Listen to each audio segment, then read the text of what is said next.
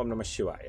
உறவுகள் அனைவருக்கும் அன்பு வணக்கம். எல்லோரும் நலமாக இருக்க நினைக்கின்றேன். எல்லோரும் நலமாக இருக்க வேண்டும் என்று எல்லாம் வல்ல இறைவனை பிரார்த்தித்தவனாக வளமை போன்ற ஒரு குரலை காணொலி வடிவிலே பதிவிட்டு வருகின்றேன். அந்த வகையில் இன்று நாங்கள் காண்க இருக்கின்ற குரல் 1330 குரலிலே 297வது குரலாக நல்ல ஒரு குரலாகவும் அமையிருக்கின்றது. குரலை காண்போமாக இருந்தால், பொய்யாமை பொய்யாமை ஆற்றின் அறம்புற செய்யாமை செய்யாமை நன்று. பொய்யாமை பொய்யாமை ஆற்றின் அறம்புற செய்யாமை செய்யாமை நன்று என்பதாக அமைந்திருக்கின்றது.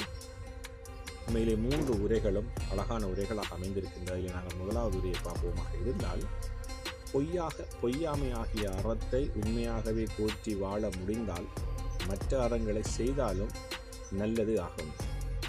நாங்கள் மற்றவர்களுக்கு உதவி செய்யாட்டியும் நாங்கள் உபத்திரோகம் செய்யக்கூடாது என்று சொல்வார்கள். உண்மையிலேயே நாங்கள் நேர்மையானவர்களாக உண்மையானவர்களாக சுத்தமானவர்களாக வாழ்வோமாக இருந்தால் எங்களுக்கு சிறப்பை தரும்.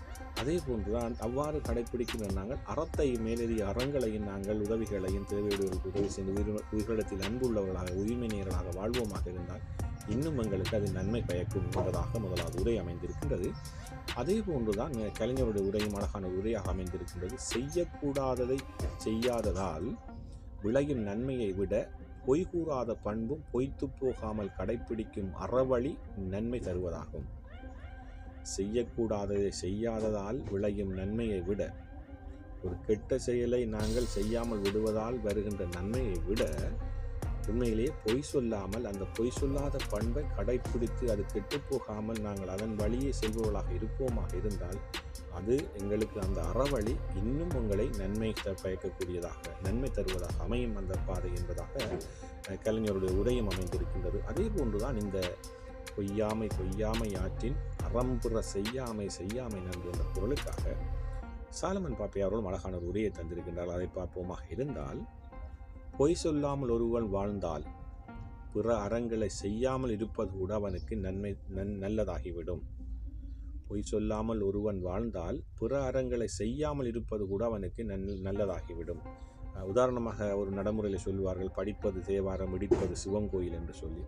உண்மையிலேயே நாங்கள் நல்லவர்களுடன் நடிப்பதை விட நாங்கள் அந்த பொய் சொல்லாமல் நேர்மையானவர்களாக வாழ்வோமாக இருந்தால் நாங்கள் மற்ற அறங்களை மற்றவர்களுக்கு உதவி செய்யாமல் மற்றவருடைய வாழ்க்கையை துன்பப்படுத்தாமல் இருந்தாலே எங்களுக்கு அது ஒரு பெரிய ஒரு நன்மையை தரும் என்பதாக சாலமன் பாப்பாவோட உரை அமைந்திருக்கின்றது. உண்மையிலேயே நல்லொரு உரையாக 3 உரைகளும் நல்லொரு உரையாக உரைகளாக அமைந்திருக்கின்றது.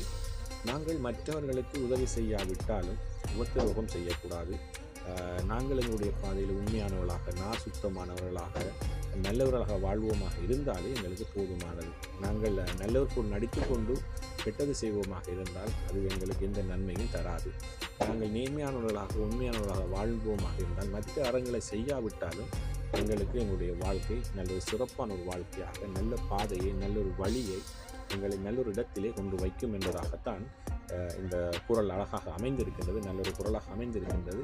எல்லோருக்குள்ளும் ஏதோ ஒரு மாற்றத்தை கொண்டு வரும். நிச்சயமாக நாங்கள் இந்த குரலை கேட்கின்ற பொழுது எங்கள் உள்மனதிலே இருந்து ஏதோ ஒன்றை எங்களுக்குள்ளே செய்யும் என்று நினைக்கிறேன். ஏதோ ஒன்றை எங்களுக்குள்ளே மாற்றத்தை நிச்சயம் கொண்டு வரும்.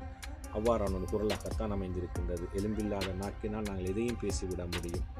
நேர்மையானவர்களாக நாக்கு சுத்தமானவர்களாக நாங்கள் வாழ்வோமாக இருந்தால் அதை தொடர்ந்து கடைப்பிடிப்போமாக இருந்தால் எங்களுடைய வாழ்க்கை நிச்சயம் சிறப்பானதாக அமையும். ஓம் நம சிவாய. நன்றி, வணக்கம். அடுத்த குரலை சந்திக்கலாம். பொய்யாமை பொய்யாமை ஆற்றின் அறம்புற செய்யாமை செய்யாமை நன்று. நம சிவாய.